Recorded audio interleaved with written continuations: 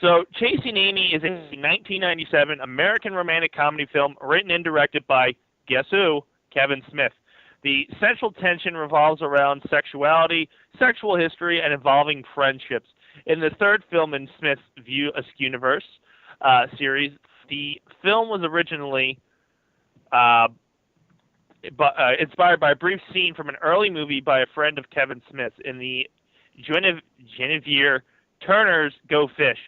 One of the lesbian characters imagines her friends passing judgment on her for quote-unquote selling out by sleeping with a man. Kevin Smith was dating star Joey Lauren Adams. You should only have one name. At the time, he was writing the script, which was also partially inspired by her. The film won 2 awards in 1998 Independent Spirit Awards, Best Screenplay for Smith, and Best Supporting Actor for, of course, Jason Lee. We're going to get our initial thoughts on Chasing Amy, and we're going to start with you, Mr. Mango.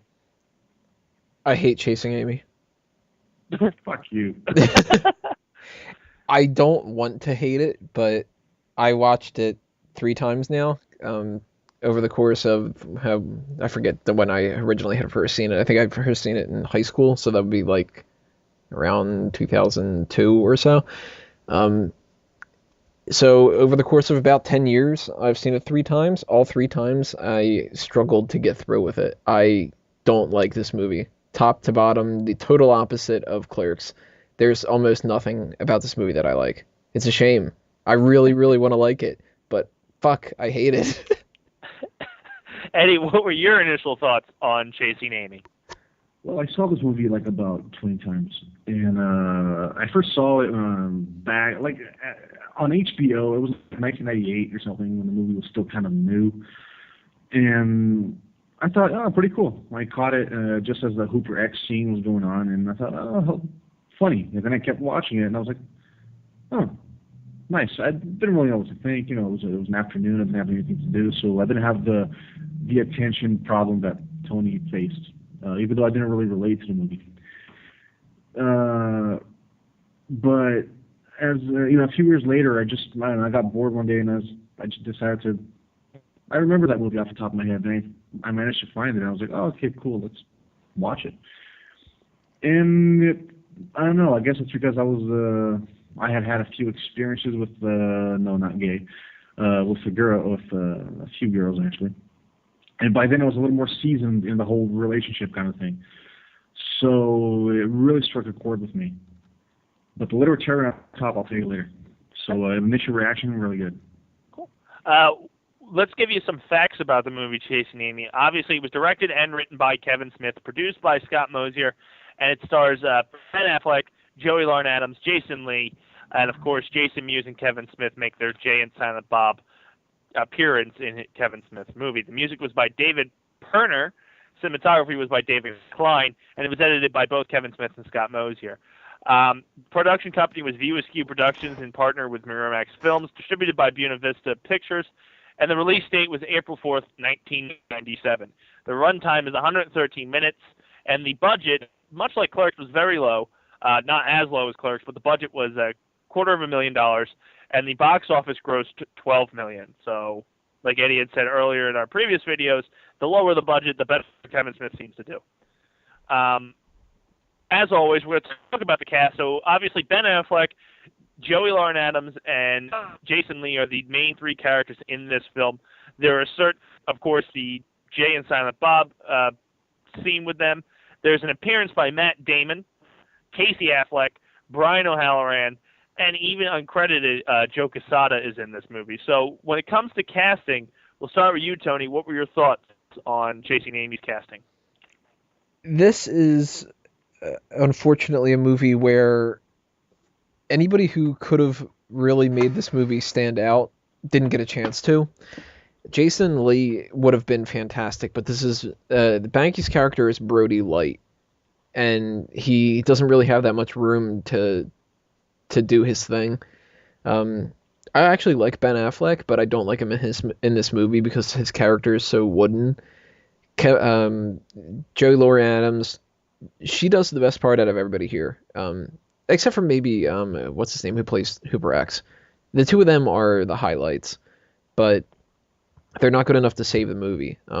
it's more so characterization than the actual actors themselves, because I think that all the actors could have been able to pull off something better if they would have had the script better. But the movie is, in my mind, it's doing them an injustice. Eddie, what were your thoughts on the casting? It worked really well. I think the dynamic was really good, but it wasn't the kind of movie where you'd have opposites. You'd have you have a character that's all loudmouth, and then you have another one that's totally quiet. I thought that Banky and Holden, Ben Affleck, Jason Lee and Ben Affleck respectively, were they had a pretty good realistic friendship going on. Even though Banky was still, the kind of the Jason Lee Brody kind of thing going on, where he'd sooner just talk shit and spit hate towards other people rather than sit and assess the situation and be constructive about it. I think it was a very, very adult movie in the sense that there's no room for any shenanigans. Everything is very straightforward and it's almost it's hard to imagine. It is a romantic comedy, but it's hard to imagine it as something else other than a psychological study of the average young adult's sexuality. I mean, you have a black gay guy, you have a lesbian who tells Holden it's not that easy to go back being straight because there's a whole lifestyle involved. It's all the people she knows are inevitably crushed on her. So it's a very it's a movie that really drew me in. It really kind of. What was the question again, so I can finish this off properly? What was your thoughts on the casting? Yeah, there you go. That's the casting was so great to the point where it doesn't stand out, but you'll never ever be able to criticize anyone for any acting in that movie. I think it's Ben Affleck's best role. I think it's Jason Lee's best role. I haven't seen too many movies with him, and it's definitely Joey Lauren Adams' best role. In fact, I don't know why she didn't go on to major Hollywood movies since then. Personal choice maybe, but amazing casting for sure. One thing that I think is we need to hit on as we talk about the Four Reel Movie Club and this movie specifically is obviously that it's very hard to have a gray area in this. When it comes to the movie, to me, I personally didn't like it. But as you can tell here on the panel, one likes the movie and one doesn't. Why do you think, I'm going to ask you this first, Tony, that it's just so clear-cut when it comes to Chasing Amy? Either you like it or you hate it. I think it depends on what you expect out of it. I watched Kevin Smith's movies because I like Kevin Smith's material from Clerks and Mallrats and stuff. And that's why I don't like Cop Out and why I have no interest in some different projects that he's been involved in. And Chasing Amy doesn't feel like a Kevin Smith movie to me. It feels like somebody trying to make a Kevin Smith movie. Like we were saying before with the idea that if Clerks wouldn't have been as successful, what would have happened? This movie comes out to me as like the indie wrong way to do Clerks. The grainy quality of it is probably what would have happened if Clerks would have been in color. And the cheap sets and the like a lot of different parts about this movie just they feel like they're the bad parts of Clerks when it comes to the budget and everything, and maybe not necessarily knowing all the skills, and the bad parts of Mallrats where it's trying to appeal to a different audience and not being just what it wants to be.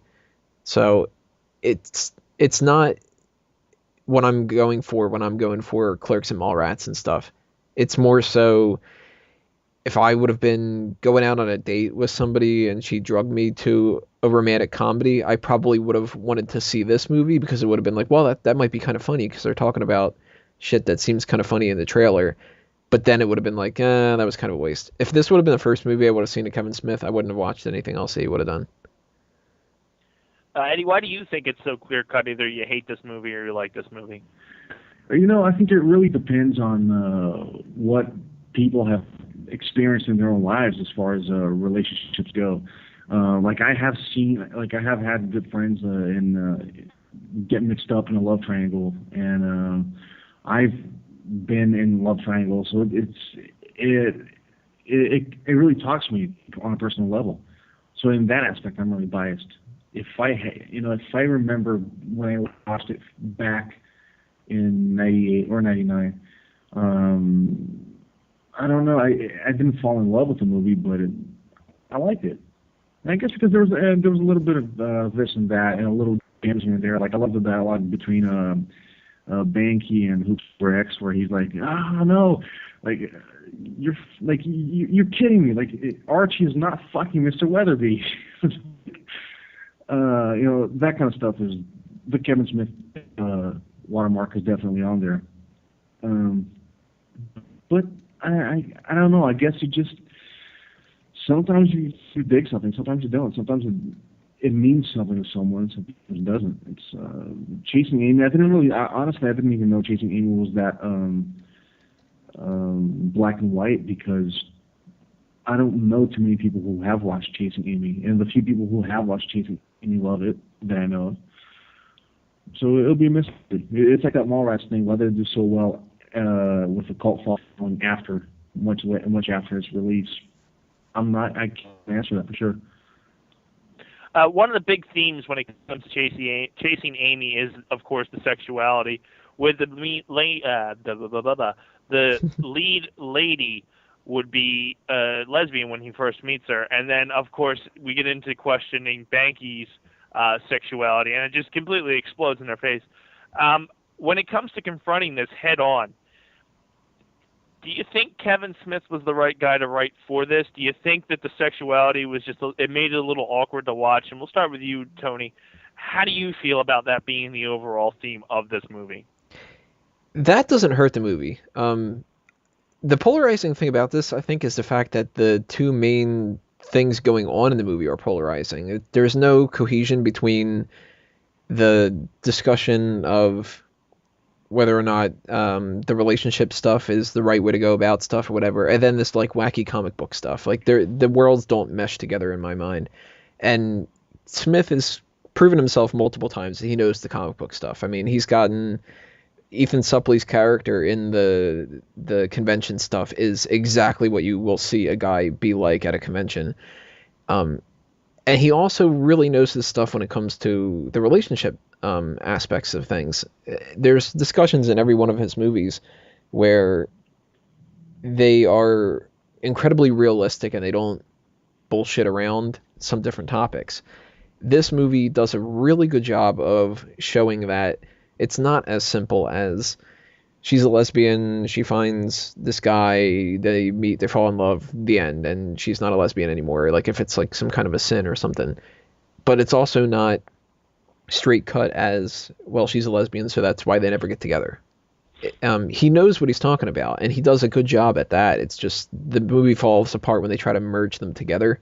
So that one scene at the end where Holden gives that whole proposition of how to fix things is amazing for what it's trying to accomplish. And he does exactly what you would expect anybody to do, realistically what you would expect anybody to do, with the reactions between the characters. I mean, why wouldn't Banky have just been like, okay, and then, oh, fuck, thank God?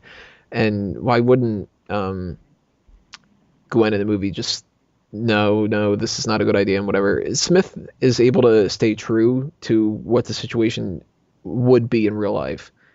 Yeah, odd things out. I mean, people are going to do whatever, but he knows what he's doing in both worlds. It's just combining the worlds together that is where everything gets mixed up.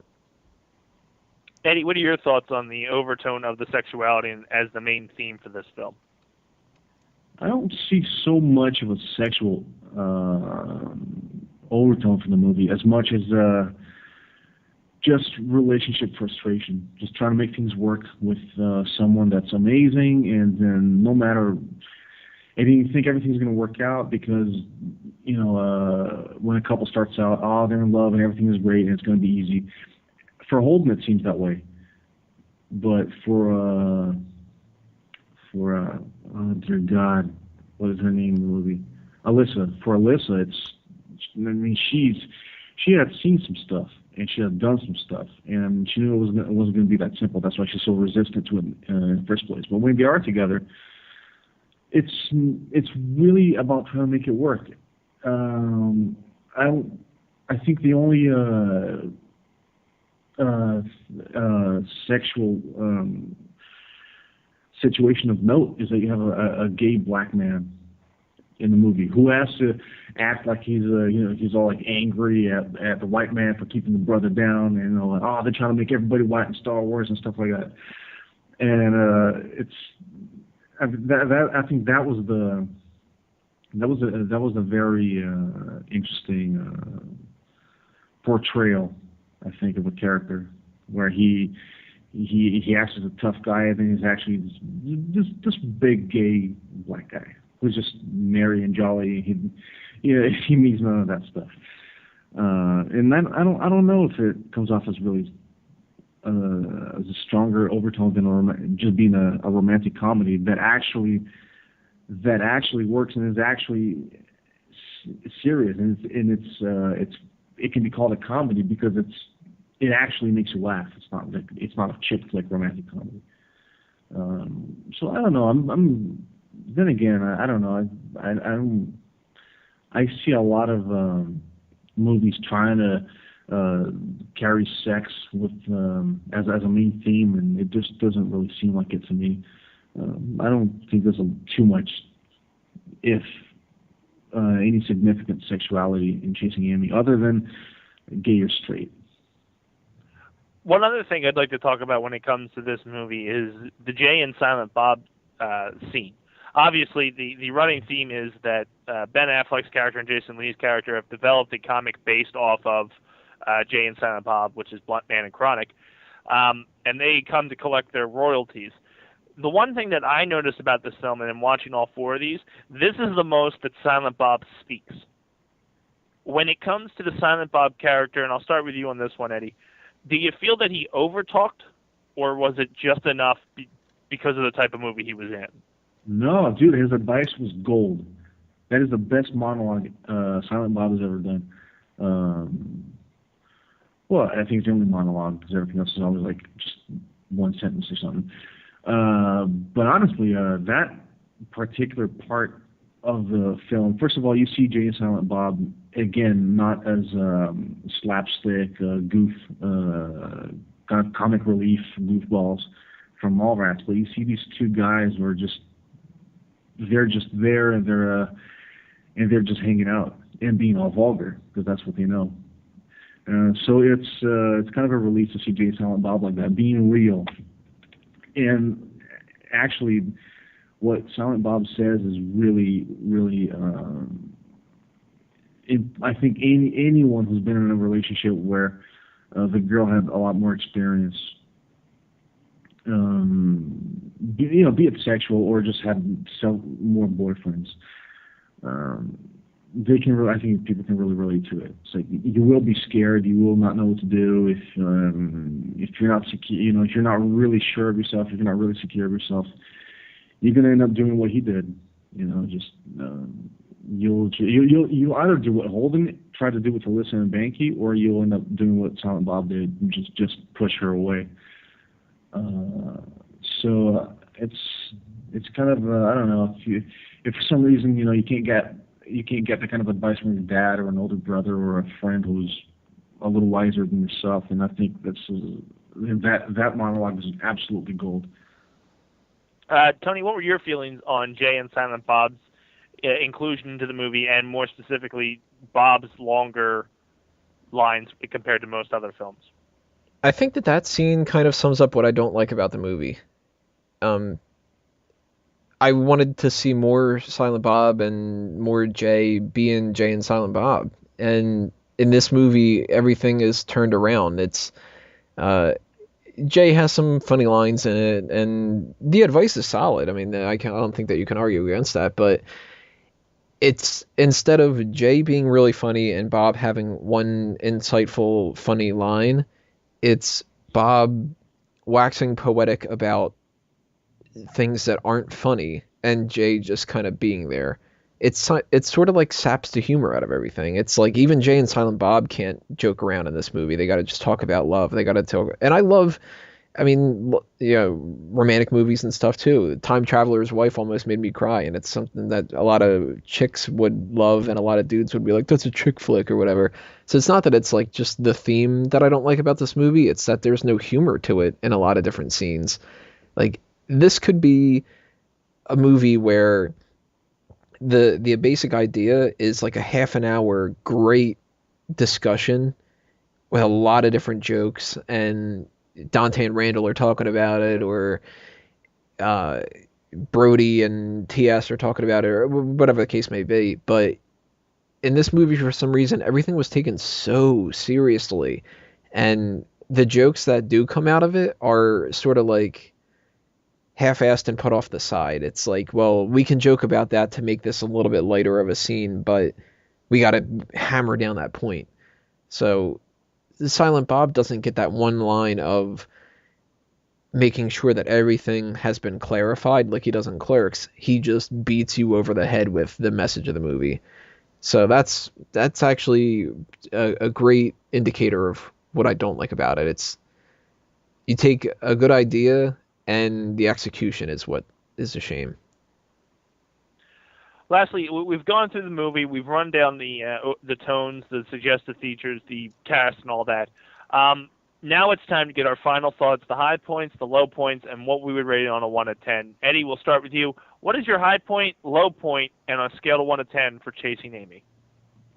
There are a lot of high points, but I think the dramatic performance of each actor is by far my favorite. Like the argument after during the hockey game, where Holden and Melissa start yelling at each other, and it's mostly Alyssa putting up because her defenses are down. Holden found out about everything, and Joey Lauren Adams' performance is phenomenal. She's just in tears and hysterical. And first, she's angry at him for accusing her of everything he's accusing her of, and then she's pleading for his forgiveness for him to go on. And what's funny is that I've seen this happen so many times in real life, but I never noticed it until then. Like Holden was after her, going, "Oh, I love you, I want to be with you," and all that. And then in the end, he's the one that dumps her. It's like, I'm like, dude, you wanted her so bad, like you're just letting her go. Of course, like 10 years ago, that didn't make any sense to me. Now, yeah, okay, I get it. Now I get it. Things are a lot more complicated than that. Otherwise, I like the fact that you're dealing with a romantic comedy that's not really a comedy per se. It doesn't have those ha ha ha. He slipped on a banana peel or whatever. Oh, how embarrassing, that kind of stuff. It's more like, there are funny dick and fart jokes, as are Kevin Smith. And it's a dish that Kevin Smith will always serve in his movies, in this universe at least. But it's a movie that really it plays on the dramatic. I think like Tony was, because it's Kevin Smith, really expecting something to be.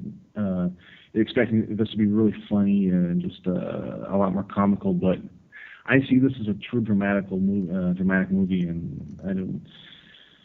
and that's definitely the high point. The fact that it took me off guard with the performances, and the fact that it was so low budget for what it is, just makes it more spectacular. Low point, the soundtrack was never released. In fact, the best song in this movie is one of my favorite montages ever. Because I rarely like montages, especially not in romantic movies. But this one really works, where you see Holden and Alyssa, in New York, hanging around, having fun. And then there's a song by the Hang-Ups called, I forgot what it's called. Never will regret this. That's all the lyrics go. And it was never released on soundtrack. Some last minute thing that happened and they couldn't release it. That's a shame. I'll give this movie a 10, but it's really because I can relate to it personally. I had a band that kind of broke up or almost broke up, and back in the day, because the drummer, the guitar player, fell in love with the same girl, and they kept advising one of them to dump her. And anyways, I was right. They were wrong. They learned. So yeah, there we go. Tony, same question. High points, low points, and a scale of 1 to 10. What would you give Chasing Amy? Let's see. Low point to me, the emotional scene in the bed when she's explaining her intentions and whatever, and that's because even though it does have a lot of good points that could be established and everything, it's just a downer to me. Like I said before, I think this is a movie where there's a lot of great ideas and a lot of great potential, but it's the wrong execution. It's kind of like Man of Steel or Fantastic Four, or like these comic book movies where they've got the right idea. It's just something goes wrong along the way. And instead of being marketed as something that's connected in with the rest of this universe, I think that I would have liked this movie better if it would have been marketed as something opposite, kind of like Red State or Cop Out or the Tusk movie that he's working on now. These aren't connected, so if I watch... I mean, I did watch Cop Out and I didn't like it. And I didn't watch Red State. But if I were going to go watch Tusk, I wouldn't expect it to be Clerks. But watching Chasing Amy, I expected it to be Clerks. And that's what was a huge letdown for me. If this would have just been Chasing Amy is something completely different, it's a serious attempt at whatever, I might not have as much of a prejudice against it. But I actually think that the music's one of the down points of the movie too. It's very off-putting at the very beginning, that weird it's kind of catchy, but the first thing in the movie is like this ear-grating kind of sound. The high point, Hooper X. That scene is great at the beginning of it, and that's because it reminds me of something that you would see in like a Clerks or something like that. 1 to 10, I hate to be this rough on it, but a 3, maybe. Yeah, I'm not a fan of Chasing Amy. And when I was talking to a friend of mine about getting ready to do this show and, rewatching these movies, and they were saying like, well, you've seen Clerks before, right? I'm like, yeah, but we usually watch them to get like fresher minds. I haven't seen Clerks in maybe 2 years or so. So, and we were talking about Chasing Amy, and she was like, well, when's the last time you saw Chasing Amy? I'm like, I don't know, maybe like 8 years ago. And the first thing that she said was, yeah, I can't watch that one, but I can watch all the other ones. And, we had a discussion about how it's just tough to sit through Alyssa, or Gwen as I referred to her as earlier from Mallrats, her just shouting this entire movie, and it's just there's so many off-putting things that I can't get into it. Sorry, Kevin. For those of you that are listening live, we're wrapping up Chasing Amy, and we're getting ready to head into our fourth and final film of the evening, which is Dogma. If you're listening to us on the archive session on YouTube, make sure you click the next link, move on to Dogma, and let's get rolling and keep on going, baby.